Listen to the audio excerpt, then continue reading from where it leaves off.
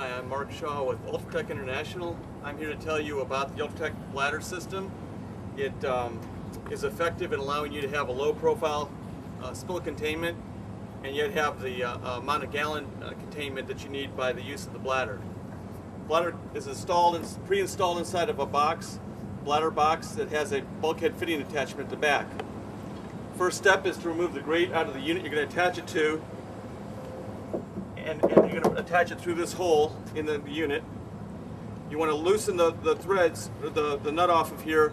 The threads are actually left-handed threads, so it's in the opposite direction that you would tighten, say, a regular bolt or a screw. Take the unit, remove the nut, put the nut on the inside. You're going to take scissors or a knife, and you're going to score across the opening. That allows the door to swing free. Inside you'll see some instructions which you can use to properly install the unit. At this point, you'll notice there are rubber bands holding the unit in a pre-installed position as far as the bladder being tightly wound, which is important. Don't remove those at this time, but reach into the center and grab the bulkhead fitting that's in the back of the unit.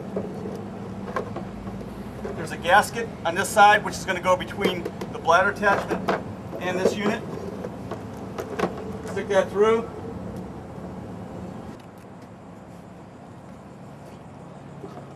While you hold on to prevent the bulkhead fitting from twisting, then you're going to want to tighten up the nut. It's going to go counterclockwise to tighten it. The gasket's in between these units.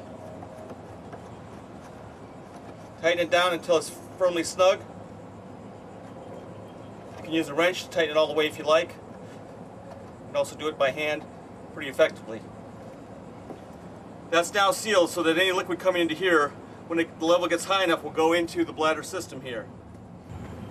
Final step is to reach inside, pull out the rubber band, snip it. You can leave the rubber band there. If it comes out easily, it's fine, but it's not necessary to remove the rubber bands.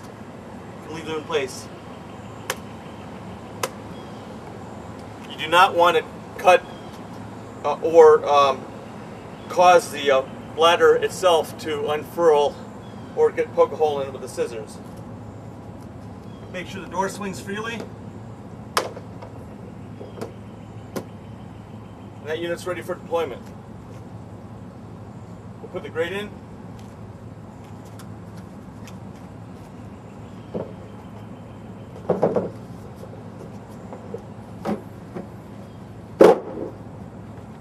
And now we'll fill it with liquid and let you see the deployment of the bladder. Okay, we've got a hose filling this with water. It's just about to get into the bulkhead fitting. If you have a leak of 2 or 3 gallons, it's not going to deploy the bladder. That allows you to lift the grate out and clean it up. You have to make sure that you have a 4-foot by 6-foot area, 6 foot across, 4 foot deep, for the bladder to deploy in any facility that you have this housed in. Once that's deployed, you're going to have full containment plus 10% for any 55-gallon drum or less that you have on top of this unit with the deployment of the bladder. Okay, the water is now starting to go into the bladder unit.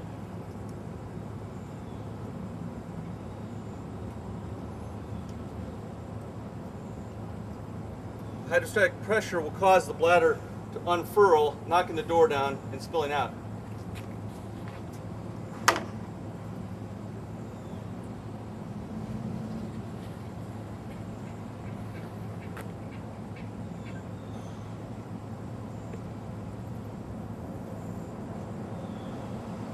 See it filling with water.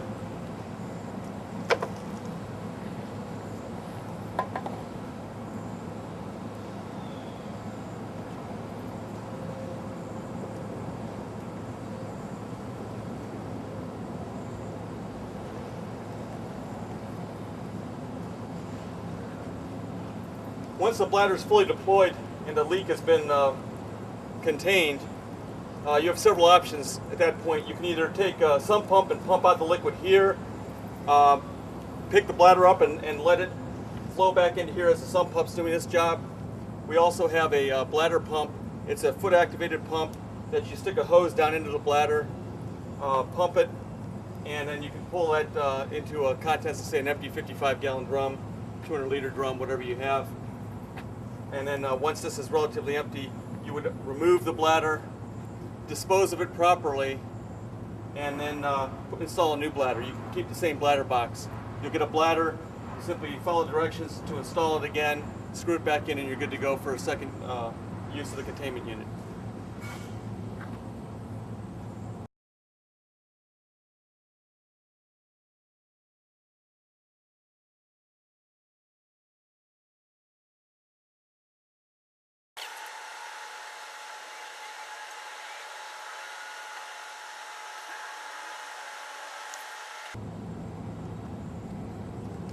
You're seeing half the unit deploy right now because we are on a bit of a downhill slope, so water's following gravity in this case.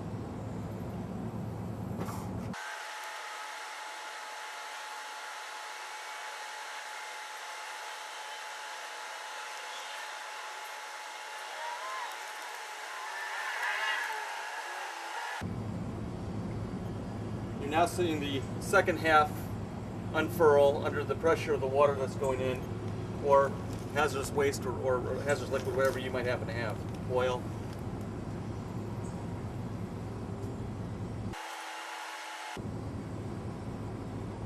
And it's just continuing to fill. This can actually get up to the liquid level of the containment unit before you would have any spillage over. And in this case, it's got plenty of extra containment for a 200-liter or 55-gallon drum.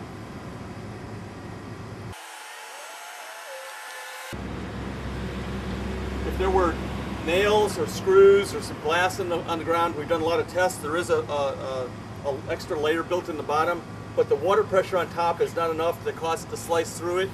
It simply goes up and over it and is leak-free because of that. The rest of this will just be filling it up further. I think this demonstrates the way the Ultra spill deck bladder system works. We hope this is something you want to try. Thank you.